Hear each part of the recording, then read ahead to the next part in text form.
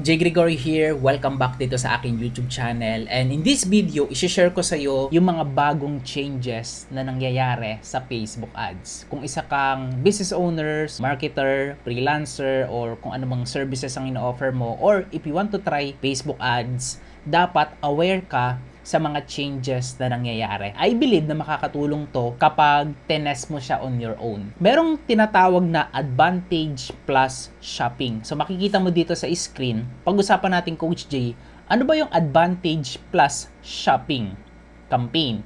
So ibig sabihin, para sa akin parang mas advantage yung campaign na to kumpara dun sa mga other regular campaign na tinetest ni Facebook. Sabi niya dito, this product or these features ng Facebook ads currently available to qualified advertiser and may not available to you yet. So check mo na lang, mamaya ituturo ko sa iyo kung available na siya. So dito sa Advantage Plus Shopping, nung inaral ko siya, chinek ko siya, mukhang interesting eh.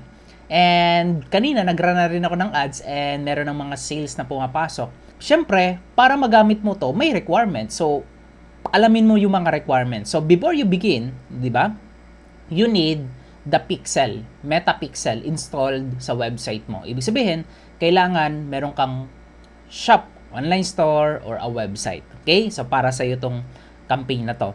So, all you need to do is go to Ads Manager, create, select sales, then click continue, tapos select Advantage Plus shopping campaign, then click continue. So, isa-isahin natin mamaya yan. So ito yung step by step instructions pero ipapakita ko na lang sa iyo in actual.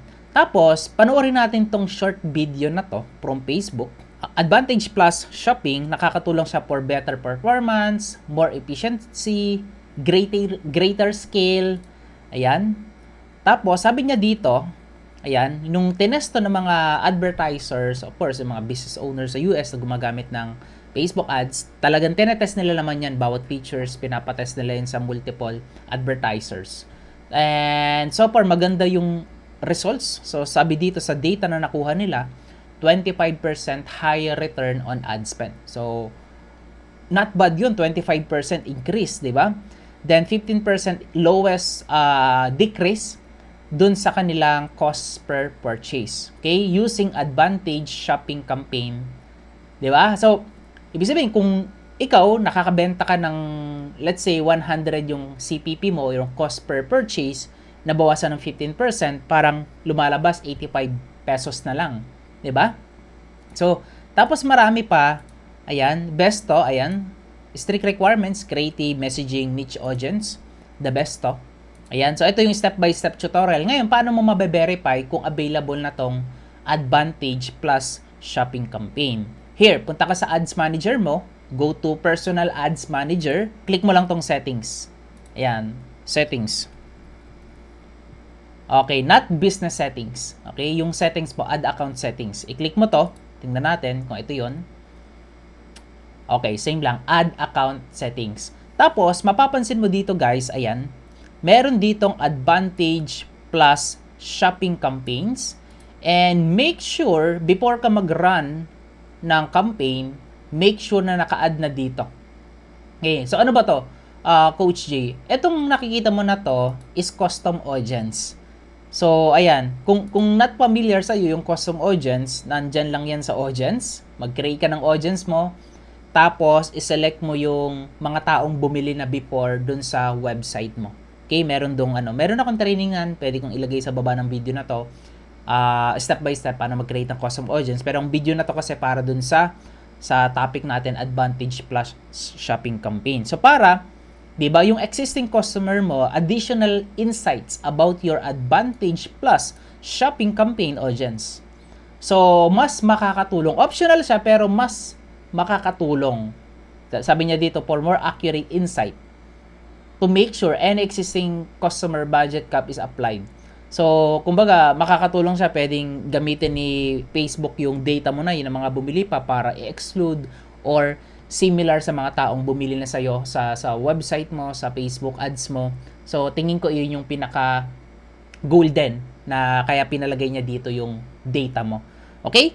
So, here, Kapag nalagay mo na yan, kiklik mo lang yan. So, kung wala dito, ayan, example ito. Click mo lang yan. Same lang naman to.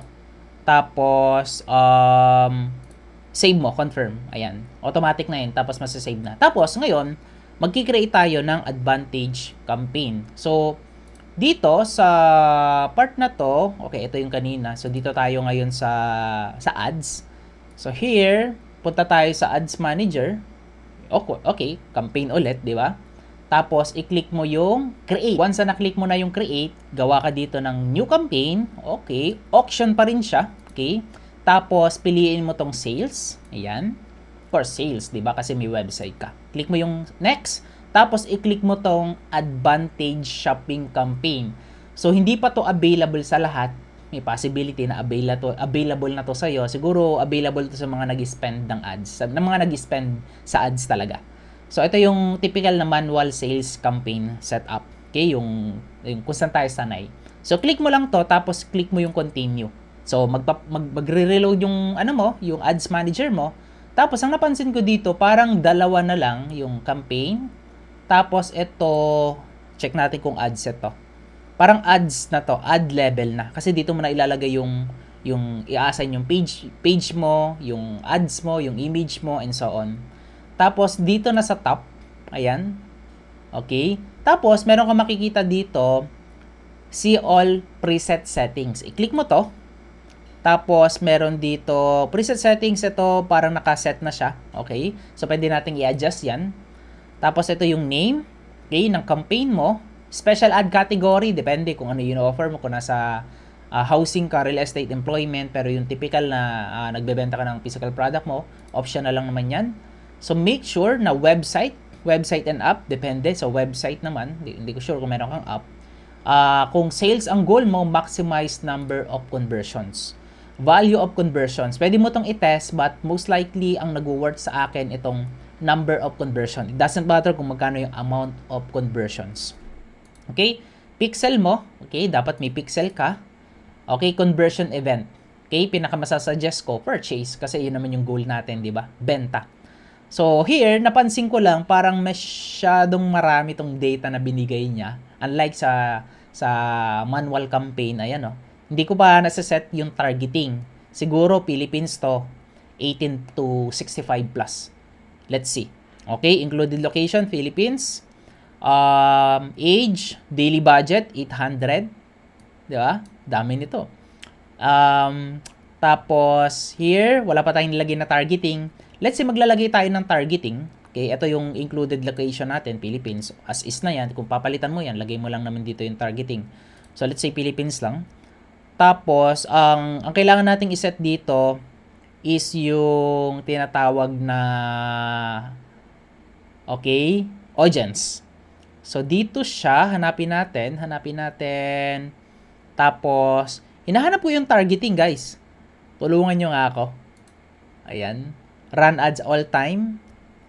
Okay, so, eto, meron ditong ads. Example, ito yung isang ads ko. So, depende sa ads mo. So, meron ditong suggested ads. Pwede mo tong i-skip, guys. Or pwede mo naman siyang i-import. Siguro, import natin. Let's try it. Tapos, ito, webinar kasi to, lead gen ang hinahanap ko dito eh. Ang gagawin ko is papalitan ko yung pixel ko na complete registration kasi ito yung goal ko dun. So, ayan, okay pa rin naman. Pwede mong i-test, hindi sales, kung lead gen, cost per lead, or complete registration, depende sa events, cost conversion event na goal mo. So, punta tayo dito. Ito, na-assign na yung ad. Existing.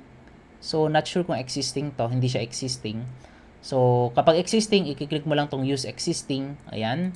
Tapos, dito sa advantage, nagkaroon ng another ads. So, siguro, hindi na natin to, i-delete na natin. Okay?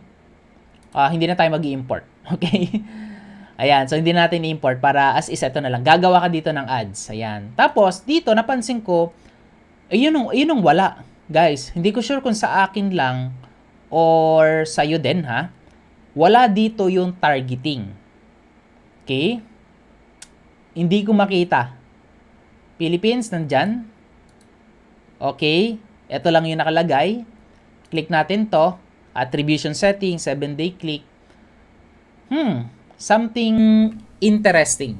Okay? And alam mo ba, si Facebook, sobrang talino na sa panahon na ngayon. Dati, kapag nag-Facebook ads ka at sobrang broad yung targeting mo, parang hindi interested or not qualified yung mga nakakakita ng ads mo. And right now, napansin ko, since last year, kahit wala akong nilalagay na targeting or interest, demographics, make sure na ilagay mo yung location, age, ayan, lalagay mo yan. Tapos, as is wala na akong nilalagay, still proven and nagwo-work pa rin yung ads ko. Siguro, matalino na talaga si Facebook. So, yun yung pwede mong i-test dito. So, hopefully sa'yo merong targeting options, pero sa akin kasi wala akong makita. Baka ang purpose nga nito ng Advantage Plus shopping campaign is i-associate mo, nakalagay dito, i-define mo yung existing customers mo, and then let Facebook ads do the work para sa'yo. You know? Walang targeting options. Audience location lang ang nandito. Tapos budget, ayan, let's say gawin nating 1,000. Tataas tong conversion. Di ba? Tapos ito, kung familiar ka dito, budget scheduling, parang automatic increase lang naman yan. Nice. Tapos balik tayo dito. Hanapin natin kung nandito ba yon or wala dito yung settings na yon. Di ba? So, I believe yun na yung bago dito sa Advantage Plus shopping campaign.